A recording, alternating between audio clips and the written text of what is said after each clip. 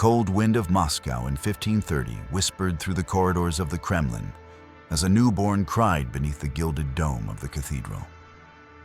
Ivan IV, destined to become the Terrible, had entered a world of opulence, ritual, and ceaseless political scheming.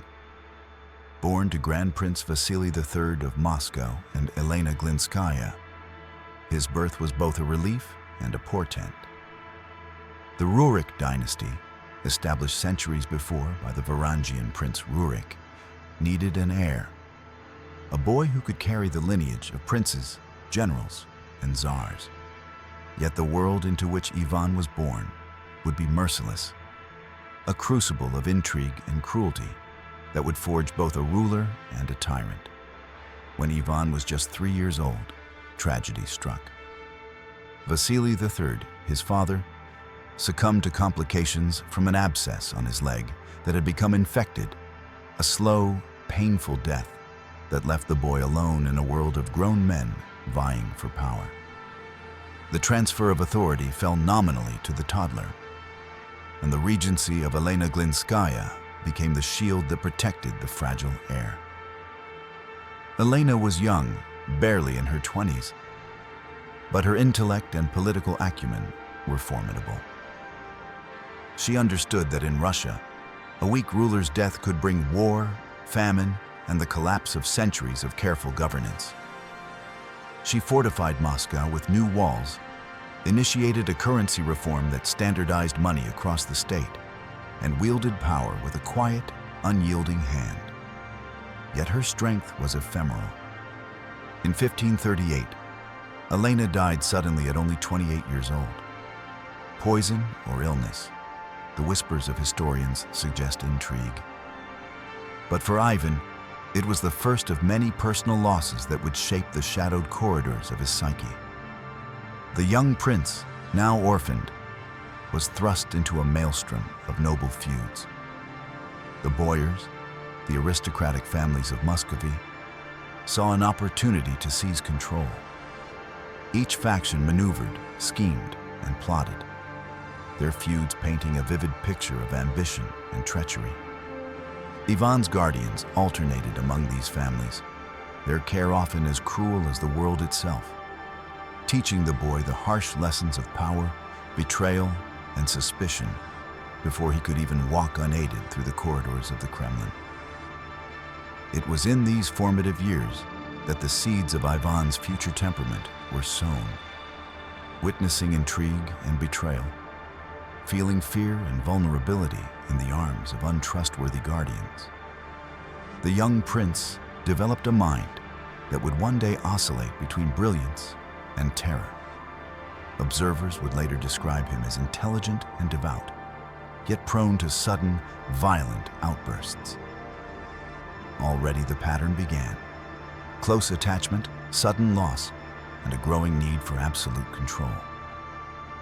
At the age of 16, Ivan IV ascended formally to the throne as the first Tsar of all Russia. The title Tsar, derived from Caesar, was a declaration to his subjects and to the world that Moscow now possessed a ruler equal in dignity and authority to the emperors of Byzantium or the Khans of the Tatars.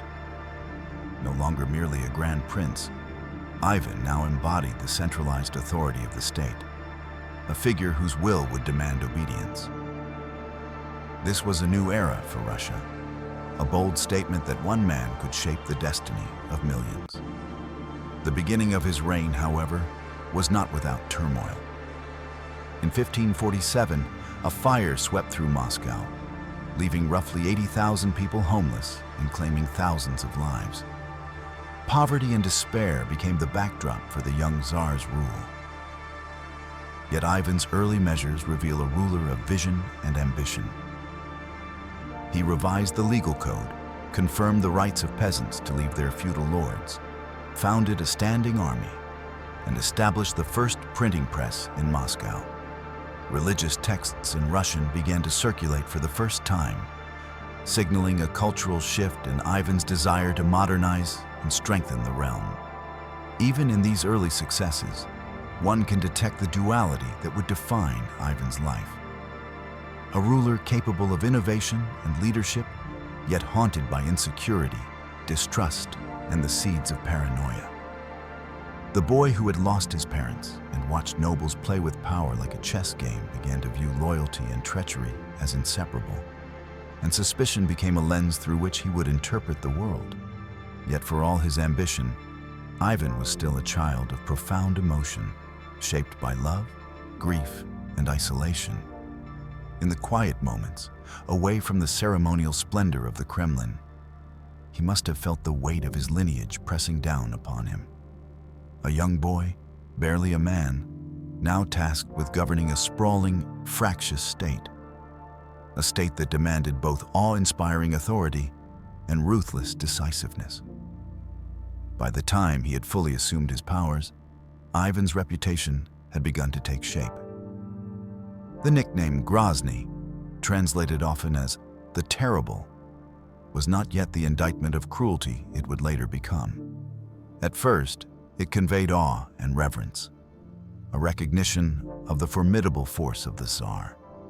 Yet beneath the ceremonial mask, beneath the reforms and victories, lingered the shadows of a childhood steeped in fear, loss, and manipulation. A darkness that would eventually consume both the ruler and his empire. The early life of Ivan IV, marked by tragedy, political intrigue, and precocious responsibility, set the stage for a reign of paradox. Visionary yet tyrannical, brilliant yet merciless. These formative years would inform every decision, every act of paranoia, and every moment of compassion that the boy-turned-Tsar would exhibit in the decades to come. Moscow, a city of stone and fire, became both cradle and crucible for the man history would remember as Ivan the Terrible. The summer of 1552 was marked by heat and dust that clung to the streets of Moscow. But for Ivan the Terrible, the fires of ambition burned hotter than the midsummer sun. Beyond the walls of his capital lay the vast, untamed territories of the Kazan Khanate, a successor state of the once mighty Golden Horde. For centuries, these Tartar Khanates had threatened Muscovy, raiding villages, disrupting trade, and demanding tribute. Kazan, perched on the Volga River, was the jewel in the Tartar crown. A city fortified with wooden palisades, stone towers, and an intricate network of defenses that had repelled lesser armies. Ivan, now in his mid-20s, saw Kazan not merely as a military target, but as a statement. The conquest would prove that Moscow, once under the shadow of Mongol domination, had emerged as the heart of a resurgent Russian empire. He gathered an army of 150,000 men, a force that reflected both the strategic reach of his state and his desire for absolute control. The men marched, a tide of iron and leather, banners fluttering in the wind, drums echoing over the steppe. Behind Ivan's stoic demeanor, a calculating mind measured every supply line, every siege engine, every possibility for deception. By mid-June, the army reached the walls of Kazan. The city bristled with anticipation and panic. Ivan's cannons, marvels of Russian engineering, roared to life on August 22nd. For days, artillery fire rained upon wooden fortifications, splintering gates and igniting rooftops. Ivan's soldiers poured into the city once the walls cracked, streets becoming a battlefield where desperation clashed with discipline. The defenders fought with courage born of necessity, yet the Tsar's forces were relentless. The aftermath was catastrophic. Russian troops executed men, women, and children indiscriminately. Buildings, including mosques, were burned to the ground. The city was transformed into a tableau of fire, ash, and blood. Ivan's gaze, according to chronicles, never wavered. Yet in his mind, the conquest was both a triumph and a lesson. Loyalty must be absolute, and defiance would be met with total annihilation. In the years following the siege, Ivan sought to immortalize his victory. From 1555 to 1561, He commissioned the construction of a cathedral that would defy both architecture and imagination, St. Basil's Cathedral.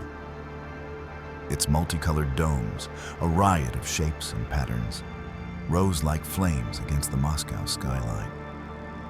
Legend tells of the architect being blinded afterward, so that no other structure could rival this masterpiece.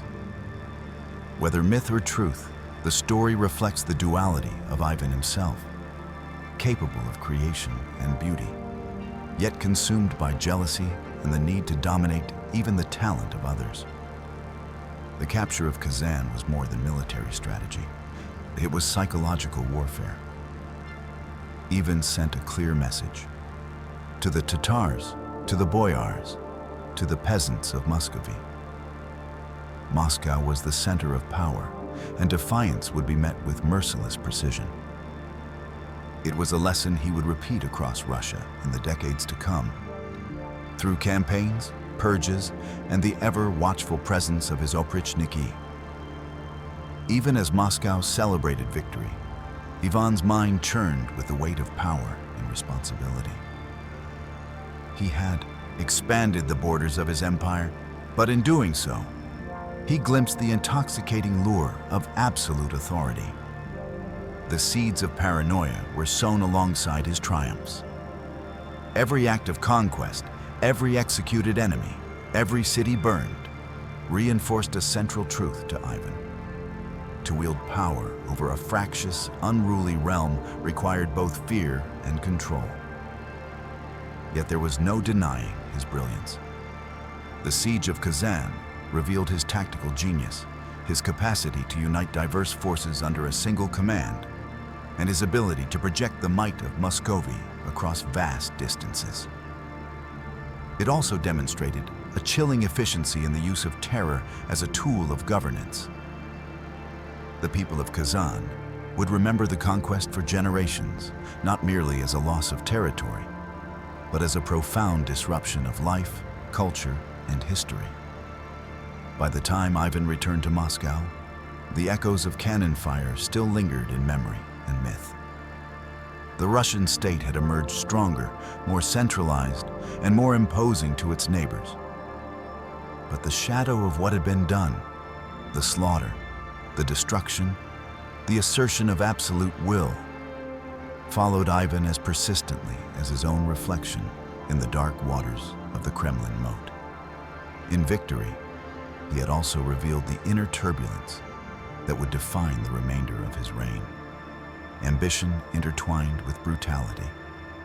Genius shadowed by the capacity for unspeakable cruelty. The conquest of Kazan would later be cited as one of Ivan's crowning achievements, the event that proved Muscovy could dominate and absorb the Khanates that once ruled the steppe. But in the quiet hours of night, when the city slept beneath the moonlight and the smell of smoke still lingered on the wind, Ivan would feel the weight of blood upon his hands. The line between ruler and tyrant, between hero and executioner, had begun to blur. In these moments, the young Tsar glimpsed the future of his reign. A Russia forged through fire, discipline, and terror, and a man driven by forces both political and psychological that he would never fully escape. The 1560s dawned dark and unsettled over Russia. Fields lay barren under the unrelenting sun, rivers ran shallow, and famine whispered through villages like a ghost. The state was fragile, drained from endless skirmishes with the Polish-Lithuanian Commonwealth and periodic Tatar incursions. Trade by sea had all but ceased, and the lifeblood of the economy faltered. Amid this instability, Ivan IV, the once ambitious Tsar of expansion and reform, was forced to confront not only enemies without, but grief and betrayal within his own walls. In 1560, a shadow entered Ivan's life that would alter the course of his reign. Anastasia Romanovna, the Tsar's beloved first wife and a stabilizing presence in his life, died suddenly. Rumors circulated like wildfire. Poisoning, foul play, court intrigue. But no proof ever emerged. For Ivan, the loss was a blow beyond comprehension. Accounts describe him as inconsolable, wandering the halls of the Kremlin in silent rage, his grief alternating with flashes of violent temper. The woman who had calmed his moods, balanced his decisions, and brought him solace was gone, leaving only a raw, exposed vulnerability. As if personal tragedy were not enough, betrayal struck next.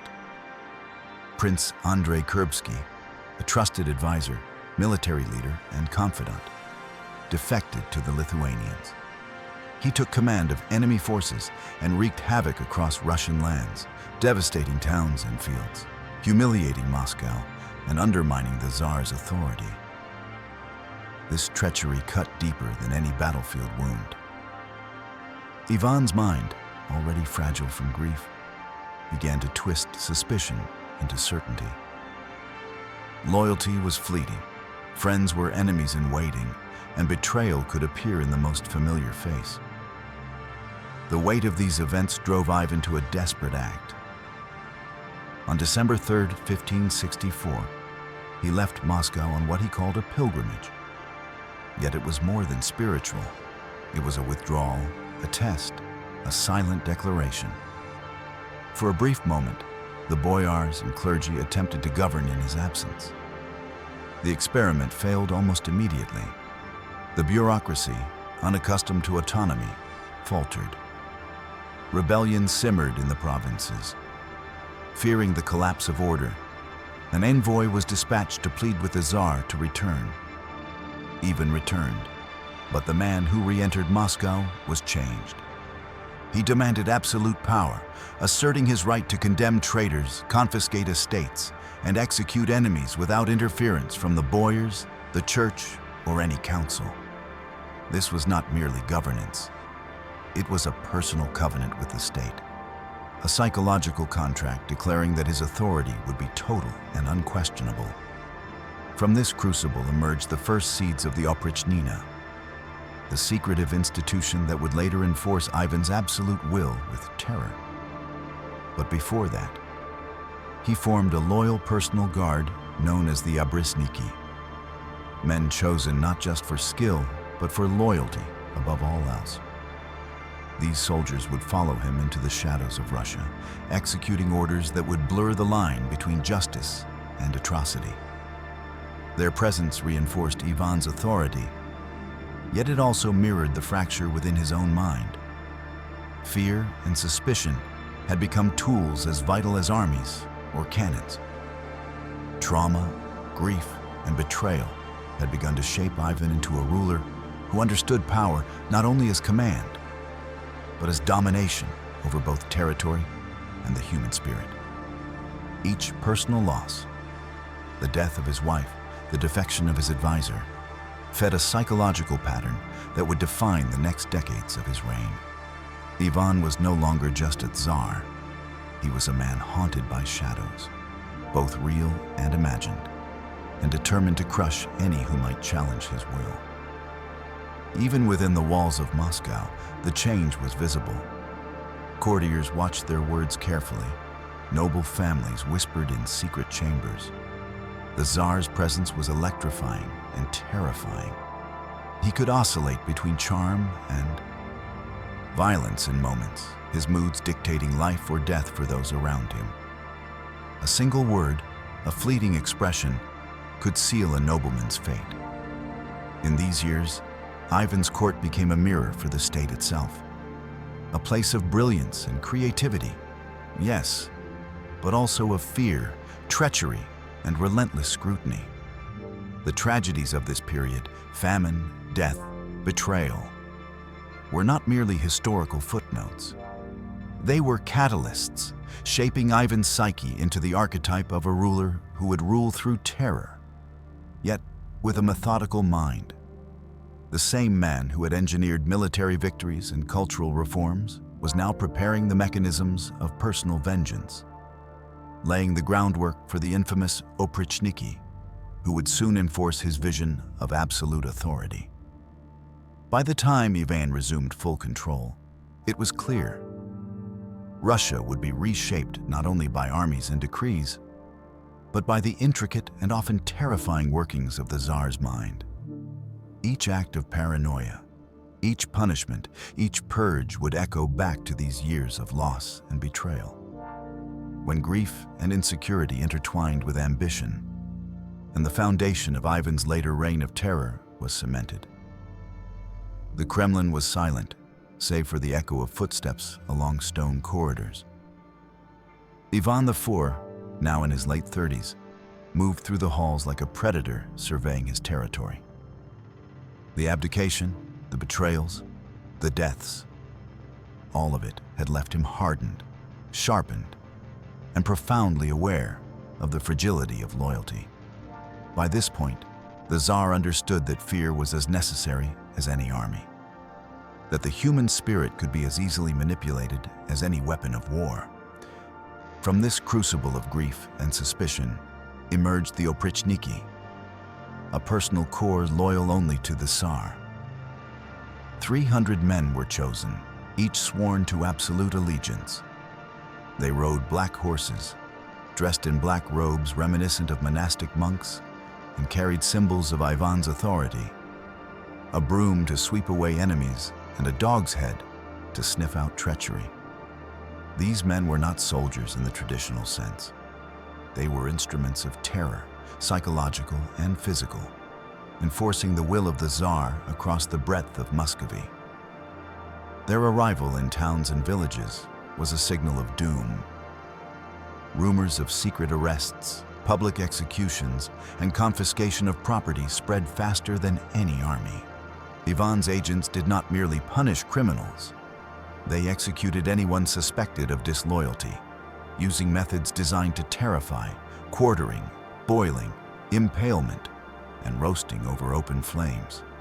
Families were torn apart, estates stripped of wealth, and the peasantry left to witness the full extent of the Tsar's wrath.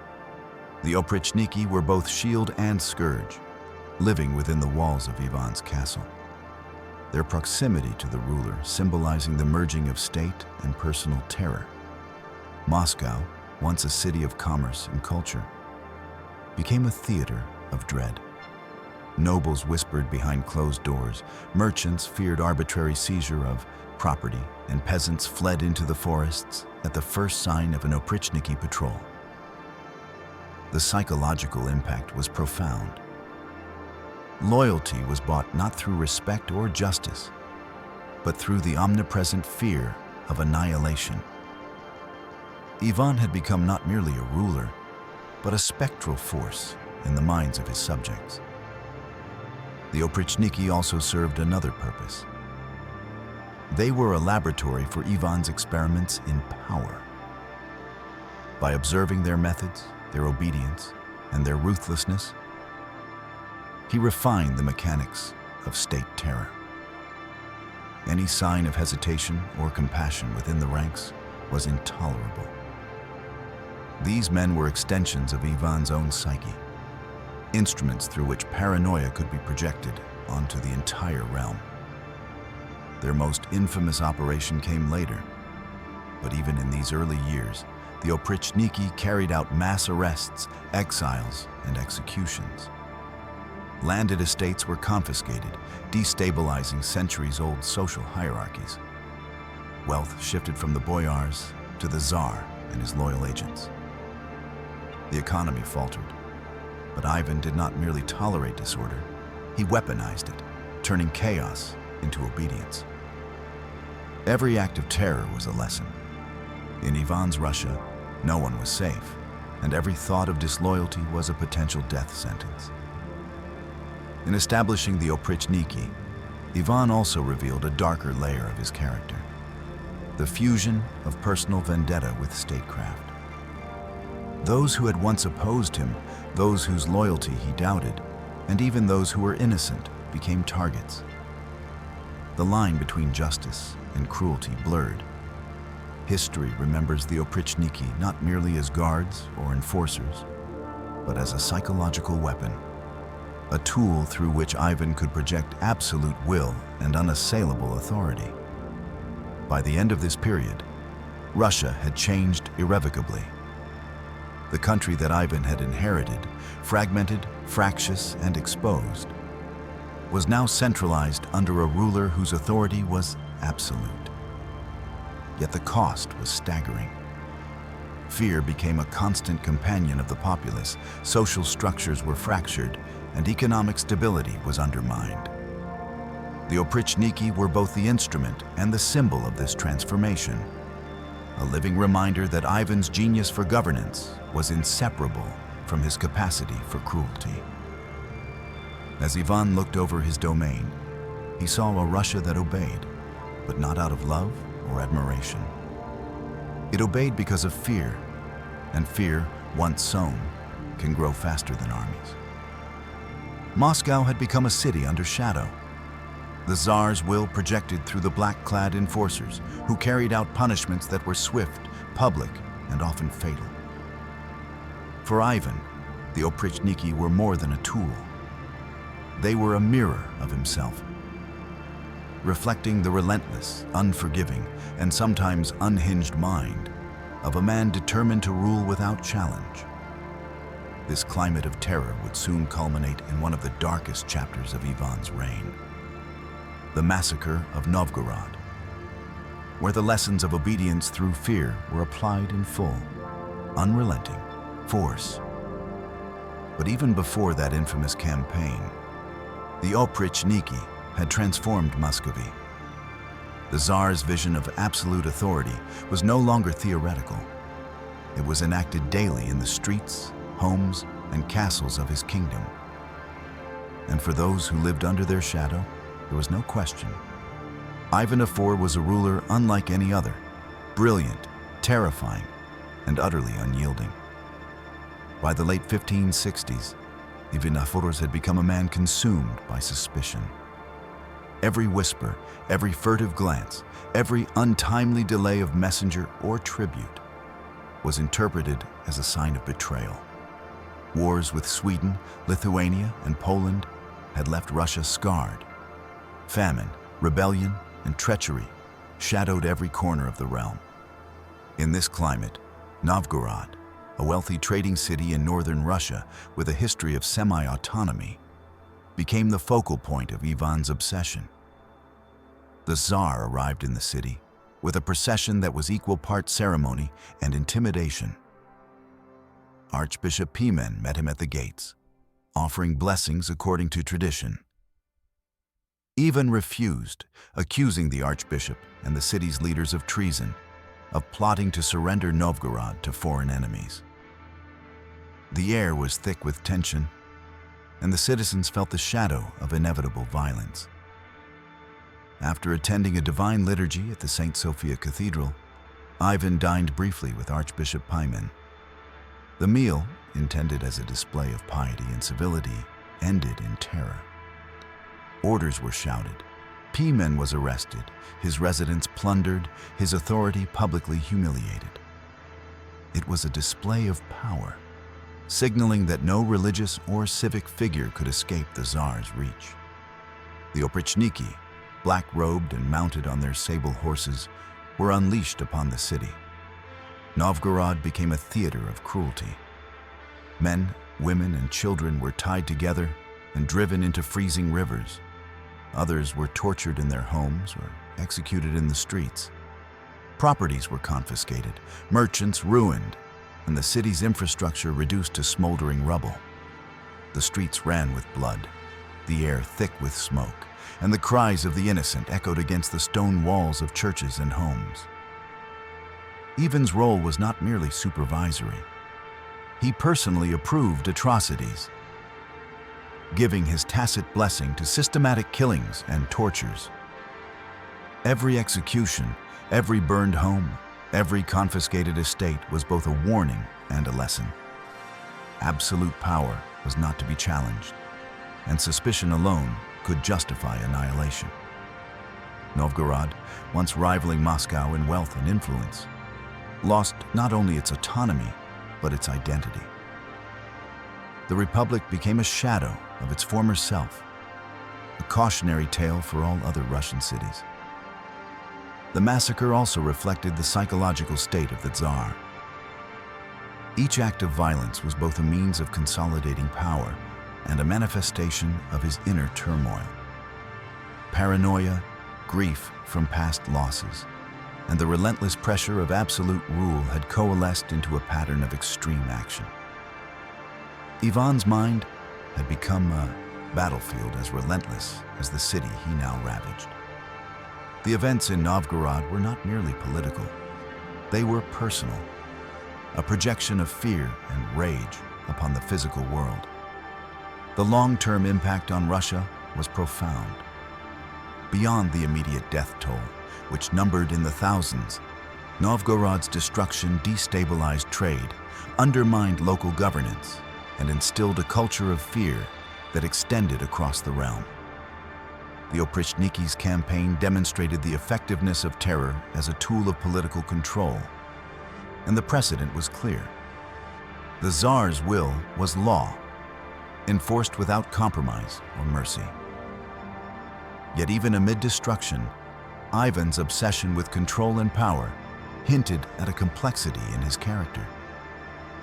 He was a man who sought order through chaos, authority through fear, and unity through terror. Novgorod became both a warning to others and a mirror of Ivan himself. Brilliant in strategy, unwavering in ambition, yet capable of cruelty that bordered on the unimaginable. The massacre of Novgorod marked a turning point. It was no longer sufficient for Ivan to rely solely on loyalty and military might. The psychological dominance of his subjects became paramount. Cities, nobles, and commoners alike would come to understand that defiance, whether imagined or real, would be met with total annihilation.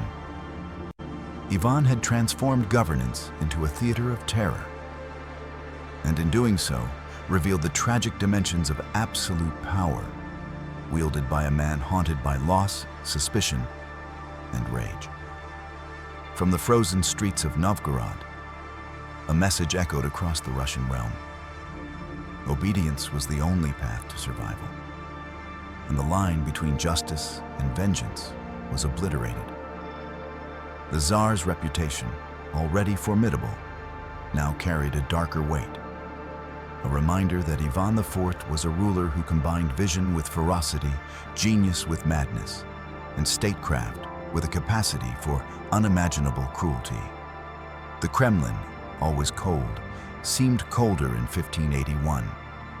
Ivan IV, now approaching 50, had become a man shaped as much by his losses as by his conquests. The death of his beloved wife, Anastasia, had left an unhealed wound, a grief that oscillated with rage, paranoia, and bouts of melancholic depression. His reign, once marked by brilliance and ambition, had grown darker, more unpredictable. Every betrayal, every rumor of treachery, every challenge to his authority was a dagger to his mind, now sharpened by decades of suspicion. It was in this tense, volatile atmosphere that Ivan's son, Ivan Ivanovich, married Yelena Sheremeteva, a young noblewoman of grace and refinement. The marriage, meant to secure succession and strengthen alliances, became another test of the Tsar's fraying composure. Ivan accused Yelena of immodesty, of defiance against his authority, and began to physically assault her in fits of uncontrolled rage. The assaults culminated in a miscarriage, an event that devastated the family and ignited a confrontation between father and son. The argument that followed was explosive, a collision of generational authority, political pressure, and personal fury. Words of reproach, accusations of rebellion, and bitter disagreements over governance escalated into a storm of violence. Ivan, already unmoored by grief and paranoia, saw in his son not only defiance, but a threat to his power. In a moment that would echo through Russian history, the Tsar struck Ivan Ivanovich on the head with his scepter. The blow was devastating. The younger Ivan fell to the floor, barely conscious, blood pooling from a deep wound at his temple. Ivan IV immediately realized the enormity of his act. He cradled his son in his arms, tears streaking his face, whispering prayers and lamentations. "May I be damned. I have killed my son. I have killed my son," he repeated, a mixture of horror, despair, and remorse. For days, he tended the wound, prayed for a miracle, and wept at the bedside of the boy he had struck. Ivan Ivanovich, briefly conscious, reportedly spoke words of forgiveness, saying that he died as a devoted son and humble servant. But miracles did not come. The heir, the hope of the dynasty, succumbed to his injuries. Ivan IV's grief was profound, his despair compounded by the irreversible nature of his crime. In killing his own son, he shattered not only his family, but the continuity of the dynasty he had fought so ruthlessly to secure. The Rurik line, already precarious, now faced an uncertain future. This act of filicide crystallized the darkest aspects of Ivan's personality: extreme paranoia, a volatile temper, and a psychological fragility exacerbated by grief and isolation. Scholars have speculated that Ivan exhibited psychopathic traits: rapid mood shifts, egocentricity, lack of enduring emotional attachment, and the tendency to manipulate those around him for perceived survival or advantage. The first mock abdication, his manipulation of envoys, and the eventual execution of friends and nobles reflected a mind as strategic as it was unstable. Yet in his grief, Ivan was not devoid of humanity. He mourned genuinely, recognized the horror of his own actions, and attempted, however futilely, to atone. The death of Ivan Ivanovich became both a personal tragedy and a historical turning point. Not only did it cement the narrative of Ivan IV as terrible, but it also ensured that the very succession of Russia would be imperiled, leaving the throne vulnerable to weaker heirs and opening the door to future chaos. The killing of his son was emblematic of the tragic paradox that defined Ivan's life. A man capable of vision, reform, and military genius, yet ultimately consumed by fear, grief, and the need for absolute control. In one act, the Tsar embodied both the potential and the peril of absolute power, the capacity to shape an empire and the capacity to destroy one's own legacy. By the end of his life, Ivan IV was a ruler whose personal tragedies mirrored the tragedies of his realm. His family fractured, his advisors dead or in exile, and his people ruled by terror. The consequences of his unchecked authority were written not only in the annals of history, but in the blood and grief of those closest to him. The death of his son was more than a personal loss. It was a harbinger of instability and suffering that would reverberate through Russia for decades to come. The final years of Ivan IV's life were marked by the relentless weight of both empire and mind. The Tsar, now older and frailer, bore the physical and psychological scars of decades spent consolidating power, waging wars, and orchestrating terror. Russia, vast and diverse, remained a state under absolute rule.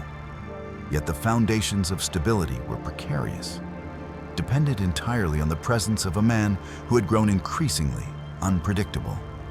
On March 28, 1584, Ivan IV's life came to an abrupt end, not on the battlefield, not amid revolt or assassination, but quietly over a chessboard. He was playing with Bogdan Belsky, a close associate and advisor, when he suffered a fatal stroke. In that instant, the hand that had wielded scepters, commanded armies, and crushed enemies was stilled forever. Yet the empire he shaped endured, for now, in the hands of his middle son, Fyodor the Befer, a weak and ineffectual ruler, unprepared for the burdens of the throne. Fyodor's inability to govern effectively and his childlessness ensured that the centuries-old Rurik dynasty established by the Varangian Prince Rurik in 862, would soon end. By 1598, the dynastic line was extinguished, plunging Russia into the time of troubles, a period of famine, civil war, and political chaos. Pretenders, impostors, and foreign intervention threatened to fracture the nation Ivan had fought so hard to unify. The consequences of the Tsar's ruthless control and the tragic death of his heir rippled across generations, leaving the empire vulnerable and fragile. Yet to define Ivan IV solely by cruelty and tragedy would be to overlook the paradoxes that shaped him.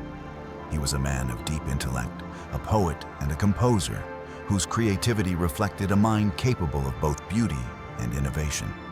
Scholars have described him as a genius, and legends speak of his voracious appetite for knowledge, amassing books and manuscripts from across Europe to expand the Kremlin's library. The fate of this collection remains mysterious. Some claim it was destroyed by fire, others suggest Ivan placed a curse upon it, ensuring that any would-be discoverer would be blinded. Peter the Great, Vatican envoys, and countless treasure hunters would search for this lost trove, drawn by tales of its contents and Ivan's whispered curse. The paradox of Ivan's legacy lies in the duality of his reign. On one hand, he expanded Russian territory, modernized governance, and centralized authority. On the other, he unleashed terror, fractured social order, and committed acts of personal and political violence that would haunt Russia for decades. His accomplishments in administration, law, and culture were inseparable from the methods of fear and coercion through which they were achieved. He built an empire with both vision and brutality, a ruler whose genius was inseparable from his cruelty. His psychological complexity continues to fascinate historians and observers. Early trauma, personal loss, and the relentless pressure of absolute power shaped a personality that oscillated between brilliance, paranoia, and rage. He manipulated friends and enemies alike, fostering loyalty through both fear and calculation. His relationships were often short-lived. Even those closest to him frequently met untimely deaths. In many ways, Ivan IV embodied the dangers of absolute rule. The concentration of power, the blending of personal grievance with state authority, and the corrosive effects of unrelenting suspicion. Ivan the Terrible died, but the echoes of his reign did not fade.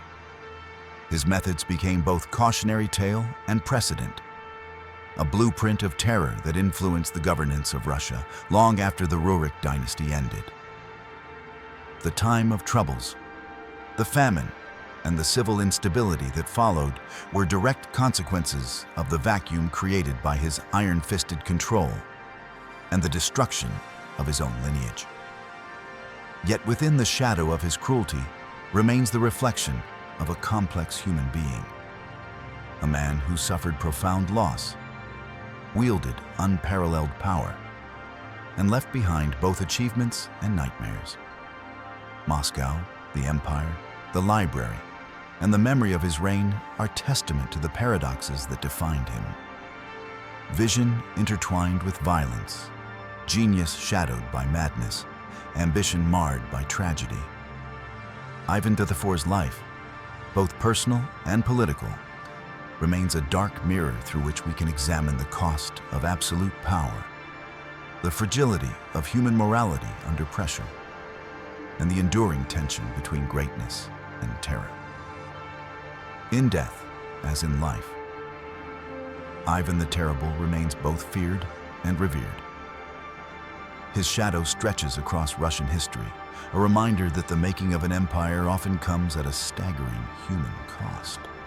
The world remembers him not only as a conqueror and reformer, but as a man whose personal tragedies, psychological struggles, and unchecked authority left indelible marks on the soul of a nation.